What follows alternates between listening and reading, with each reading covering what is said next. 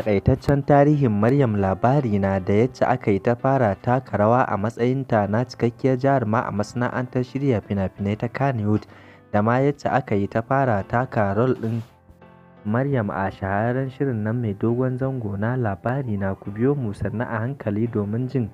taƙaitaccen tarihin jarumar wato Maryam Labarina da ma yacce jarumar ta koka a kwanakin baya, kamar yacce aka tsinkayi wani bidiyon ta ya karaɗe shafukan sada zumunta, yayin da mutane suka yi ta tir da Allah wadai da wannan mummunan bidiyon da suka kira shi na rashin ɗa'a da rashin tarbiyya, da ma irin yacce jarumar ta mayar da martani akan irin yacce mutane suka rika ta akan wannan bidiyon, suka rika faɗin maganganu marasa daɗi waɗanda ba su kamata ba akan jarumar. Assalamu alaikum wa rahmatullahi ta'ala wa barakatu, barkanmu da sake saduwa da ku a cikin wannan tasha tamu mai albarka mai suna Kannywood Updates. Idan wannan shine farkon zuwanka, a daure a danna mana subscribe da like da ƙarawa domin samun sahihan labarai. Matashiyar jaruma 'yar shekaru 23 wacce a yanzu tauraruwarta take haskawa a Kannywood, duba da cewar a yanzu ludayinta yana kan dawo kuma dukkanin hankalin Kannywood yana kan jarumar ne, duba da cewar tunda aka gata irin kokarin da ta yi a shahararren shirin na mai dogon zango na Labarina, daraktoci da furodusosi suka ci gaba da yaba kwazon jarumar kuma suka rika kiranta suna bata ayyuka kala-kala. Domin kuwa nan ba da jimawa ba za ku na ganin zafafan fina-finan jarumar suna fitowa, duba da cewar a yanzu tauraruwarta tana haskawa kuma ludayinta yana kan dawo yanzu a Kannywood. Domin kuwa matashiyar jarumar wato Maryam jaruma ce mai hazaƙa wacce a halin da ake ciki yanzu a Kannywood babu wata jaruma matashiya wacce tauraruwarta take haskawa kamar jarumar, kamar yadda muka ambata muku a baya. To jarumar dai ta so ta fuskanci ƙalubale biyu bayan lokacin da tauraruwarta ta fara haskawa a shahararren shirin nan mai dogon zango na Labarina, kuma kamar yadda kuka sani al'ada ce ga dukkanin wani jarumi ko jaruma a daidai lokacin da aka ga ka fara yin suna ko kuma tauraruwarka ta fara haskawa sai a fara ƙoƙarin binciko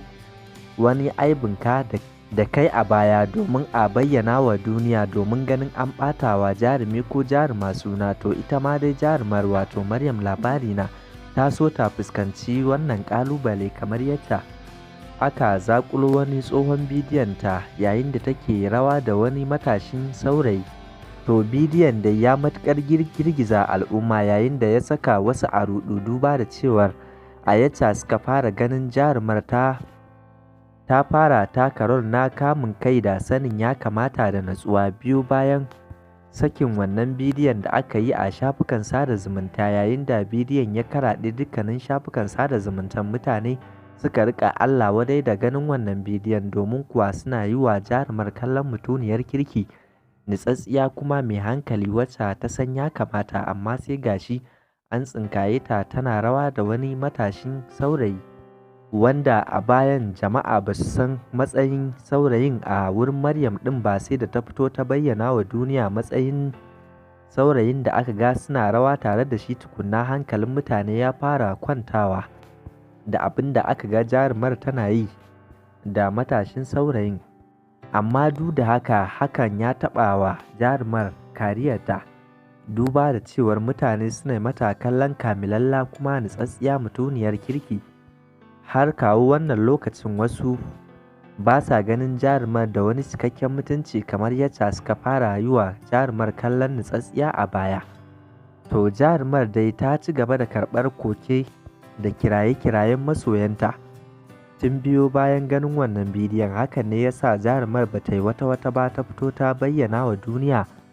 matsayin yaron da aka ga suna rawa tare da shi a wurinta, yayin da wasu daga cikin mutane suka yi wa jarumar uzuri yayin da wasu kuma ba su mata uzuri ba. To in akwai wani babban ƙalubale da jarumar ta fuskanta tun farkon shigowarta Kannywood ɗin, bai wuce wannan bidiyon da aka ta ya maɗiɗe a kansa ba. A takaice dai za mu iya ce muku wannan shine babban ƙalubalen da jarumar ta fuskanta, domin kuwa kamar yadda kuka sani dukkanin wata nasara tana tare da ƙalubale. Gashi da jarumar ta yi haƙuri ta jure, abin ya zo ya wuce kamar ba a yi ba. kuma har kullum jarumar tana daɗa samun tarin nasarori da ci gaba a dukkanin al'amuranta. Kowanne irin fata kuke yi wa jarumar, ko mu ce shahararriyar jarumar wacce tauraruwarta take haskawa a Kannywood a halin yanzu, wato Maryam Labarina?